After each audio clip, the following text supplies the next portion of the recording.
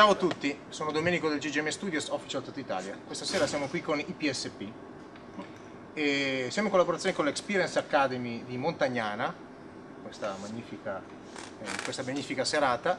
Qui i PSP, intervisterà Andrea Ortolano.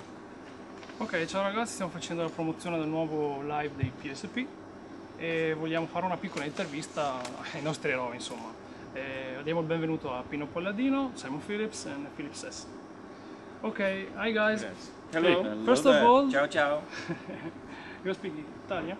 Sì. First of all, we would like to know how the PSP project is born and if it's just an occasional collaboration or if it will go on in the future. Why don't you start? So speak. Well, we certainly hope that it will go on in the future. We're starting. This is our first European tour. We've been playing together for a year as PSP. We started in Japan in January, but we've played separately. Pino and I played together on Mask on the previous solo record about 12 years ago, and Pino and Simon have done many sessions in the past in England and Europe, and we basically got together to play on my last solo record on a few tracks, and it felt so great playing together that we decided to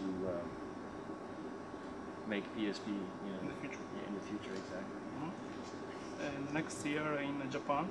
And February we go back to Japan, yeah, where the live PSP album was recorded, and hopefully we'll come back to Europe for the jazz festival summer. Where? Everywhere. Everywhere.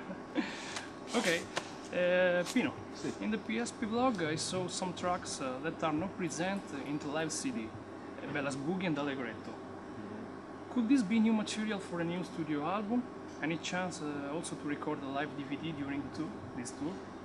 Well, the first question about Bella's Boogie and Allegretto, Philippe actually could answer that better than me. He's been working on the idea of classical music mixed with some rock and some funk and fusion, trying to make it all fit together. Bella's Boogie is a great example. We play that tonight. And in terms of recording a live DVD during the tour, I don't think so, right? Not this tour. Not this tour. Not this tour. No, Next year? Maybe. Maybe. Yeah. I mean, a lot of that depends on logistics and depends on the kind of venues we're playing.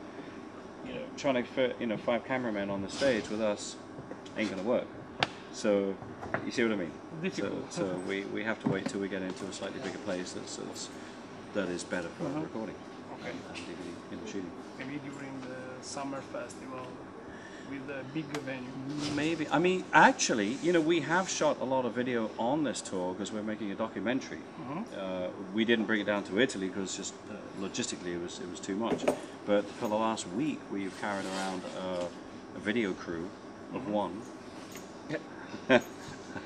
and he's been documenting for the last 4 shows. So there will be some sort of DVD material, footage, but as a performance DVD, we have to wait for that. Oh, okay. Simon, in this tour you are using your anniversary Tama drum kit with a new element, your Power Book Mac. As for a clinic, you are using for a clinic. What kind of situation do you need to deal with the computer? I can do my emails while we're playing during the show. You can read the news, whatever.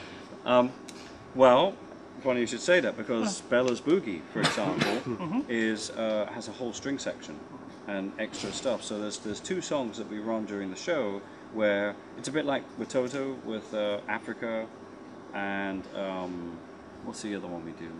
Pamela. And a few others we used to run loops with. Looping. Just to make it a little bit I Won't Hold You Back. So it's a bit like that. We're just using it as a tool to get extra parts of the music there. So that's the only reason it's there for. You are using Pro Tools? Pro Tools, yeah. Okay. But it's not Britney Spears. What are the best and the worst sides of playing with a trio instead of playing in a band with more elements, with more members? Well, personally, I don't see any worse sides. It's not it's more difficult playing with a trio. It depends who's in the trio. Playing with this trio, it's fantastic. I mean, when we first sat down November last year for one day, and from the first note we played Pino's song, actually, What's Wrong With You, there was not much wrong with that for a start. Yes. I mean, it was just incredible, wasn't it? Yeah. And it's just it's a question of chemistry. When you pick the right people and you just go, you count in, you play, and it's there, you go, I think we need to be a band. It's very It really was very instant. It really was. Right? Absolutely. Philippe, in the new live... And we look good together also. We look really Very good. Yeah, important. we have the right heights. After we finish the show, we don't say how do we sound, we say how do we look. In the new live CD, we can find jazz, pop, Latin, fusion influences.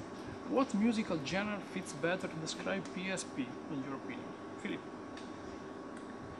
I guess it would be fusion. Fusion? Would it? I mean, That's it's actually, well, it's it's hard to not, pin it's a down, isn't it? fusion of a lot of different types of music. a Let's go mix. back to the word, what fusion really means, you know? It means taking lots of elements and putting it in the same place. It fuses together.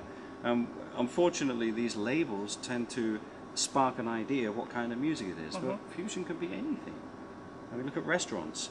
We have this thing of like Asian, French fusion in America right now. Now it's very popular.